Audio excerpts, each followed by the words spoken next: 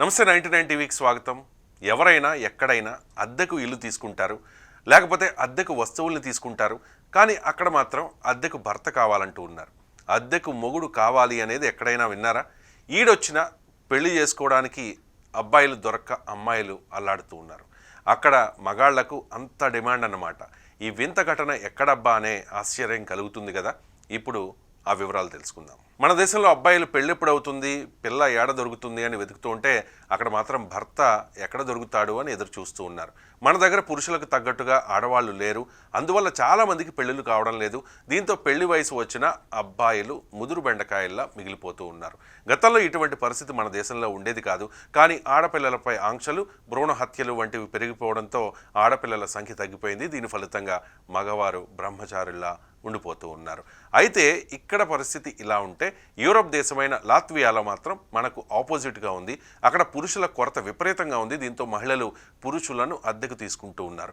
Latvia దేశంలో పురుషుల కంటే మహిళలు 15.5% ఎక్కువగా ఉన్నారు. దీంతో ప్లంబింగ్, కార్పెంటరీ, రిపేర్లు, పెయింట్లు వంటి పనులకు గంటల ప్రాతిపదికన మగాళ్లను అద్దెకు తీసుకుంటూ ఉన్నారు. ఇక చాలామంది అమ్మాయిలు తమ జీవిత భాగస్వాముల కోసం దేశాలు దాటి వెళ్ళిపోతూ ఉన్నట్టుగా సమాచారం. దేశంలో పురుషుల కొరత ఎక్కువగా ఉండడం వల్లనే పలువురు మహిళలు తమ భాగస్వామిని వెతుక్కునేందుకు విదేశాలకు వెళుతూ ఉన్నట్టుగా తెలుస్తోంది.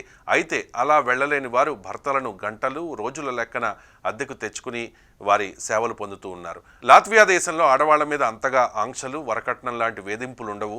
అందువల్లే అక్కడ ఆడవాళ్ల సంఖ్య ఎక్కువగా ఉంటుంది. పైగా ఆడవారు పుడితే అదృష్టం అనుకుంటూ ఉంటారు. అందువల్లే ఇక్కడ ఆడవాళ్లు ఎక్కువ. లాత్వియా దేశంలో ప్రజలు ఆడవాళ్లకు జన్మనివ్వడానికి ఆసక్తి చూపించేవారని, అందువల్లే ఇక్కడ ఆడవారి సంఖ్య ఎక్కువని సమాచారం. అయితే దురదృష్టం ఏంటంటే ఆడవారికి తగ్గట్టుగా పురుషులు లేకపోవడం, అక్కడ జనాభాలో లింగ అంతరం పెరిగిపోయింది. లాత్వియాలో మహిళల అవసరాలకు తగ్గట్టుగా పురుషులు ఎక్కువ లేకపోవడంతో ఆ అవసరాలు తీరడానికి డబ్బులు చెల్లించాల్సిన పరిస్థితి ఏర్పడింది.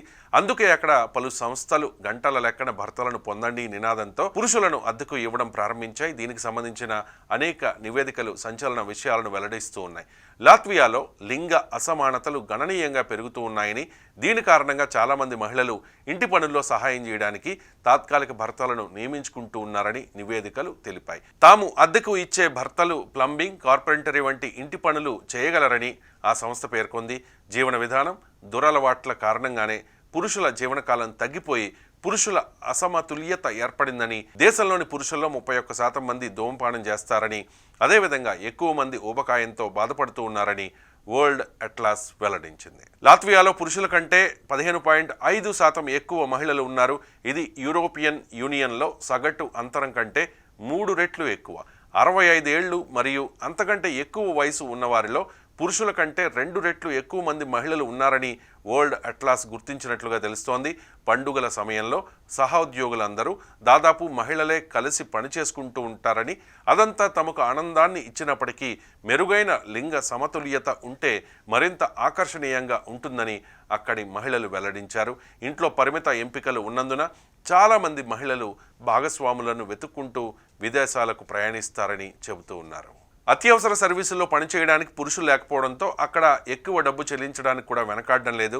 దేశంలో పురుషుల కొరత పని ప్రదేశాల్లో రోజువారీ జీవితంలో స్పష్టంగా కనిపిస్తోంది. మగవాళ్ళు మాత్రమే పనిచేసే విభాగాల్లో గంటకు ఇంత చొప్పున అద్దె చెల్లిస్తూ ఉన్నారు. కేవలం ఇక్కడ మాత్రమే కాదు, గంటల ప్రాతిపదికన మగాళ్లతో పని చేయించుకోవడం బ్రిటన్లో కూడా ఉందట.